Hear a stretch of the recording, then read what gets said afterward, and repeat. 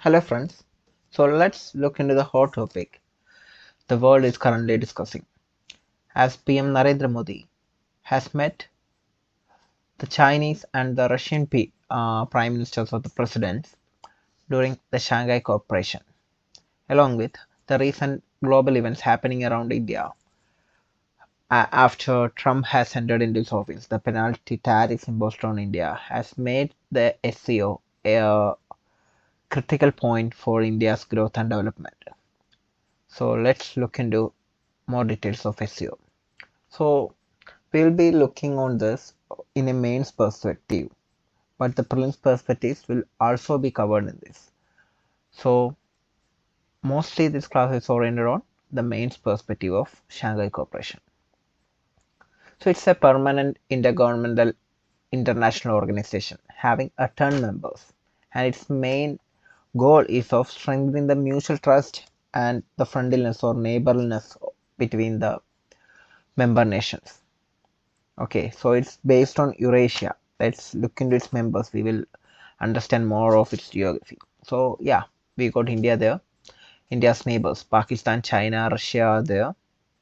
Then Central Asian Republicans. Not all the Central Asian Republican countries are there, but Uzbekistan, Kazakhstan, and Kyrgyzstan are there.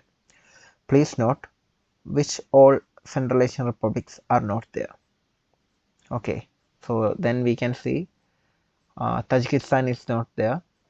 Okay, Afghanistan is not there. Okay, then we have Iran there. Iran has recently joined in 2023 and Belarus joined in 2024. Okay, so just look into the members. Okay, just it might ask in the prelims since this is an hot topic. So actually, it's established in 2001 and India joined in 2017. So India is not a founding member of SCO. Okay, Afghanistan and Mongolia holds observer status. They are trying their best to make it into the members list. And there are few dialogue partners like Nepal, Myanmar, Sri Lanka. Okay, when we have the idea of states of the countries around that region, we can easily guess. But make sure who all are the 10 members. So why is it so important globally and for India? So it covers around 24% of area of the world landmass and 42% of population. Obviously, India and China being the leading countries with the maximum populations. Okay, and most importantly, it covers 23% of the global GDP. Okay, so that's why it's mostly important. It's mostly attractive. Around half the population comes here, quarter of the area, quarter of the GDP. Okay, so let's look into the official languages here. It's Russia and Chinese only, not any Indian languages. So when it comes to structure, there's a highest decision making body called the head of the state council. Okay, and the head of the state council has made many such decisions. One of it was the RATS, the Regional Anti-Terror Structure, which is a permanent organ of the SCO. Okay, and its main goal, the SCOs as well as the RATS main goal is cross-border terrorism, separatism, and religious extremism. It is to curb all this. Okay, and the headquarters is at Tashkent, Uzbekistan. Okay, Tashkent, Uzbekistan. So let's look into the challenges faced by it.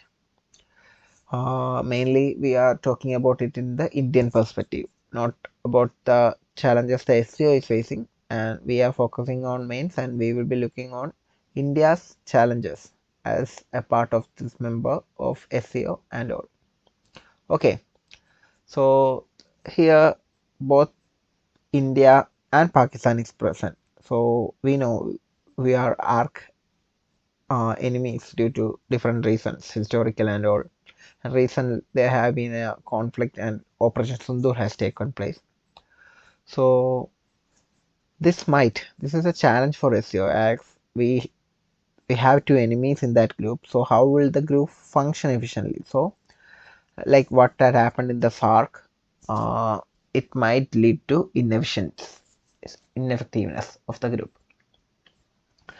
Uh, then the BRI, Belt and Road Initiative of China. It is a concern because India is the only member in Asia not part of that project. So that's a big issue, and it also the BRI also runs through the conflicted POK areas. Okay, Kashmir occupied Pakistan areas. Okay,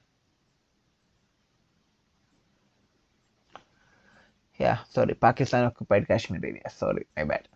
Okay, so that's a concern. India not officially being a member, but the program is also already entering into India's part. Then the another concern is the West, due to the inclusion of nations like Iran, they consider this as a counterweight to NATO. They call it the Asian NATO.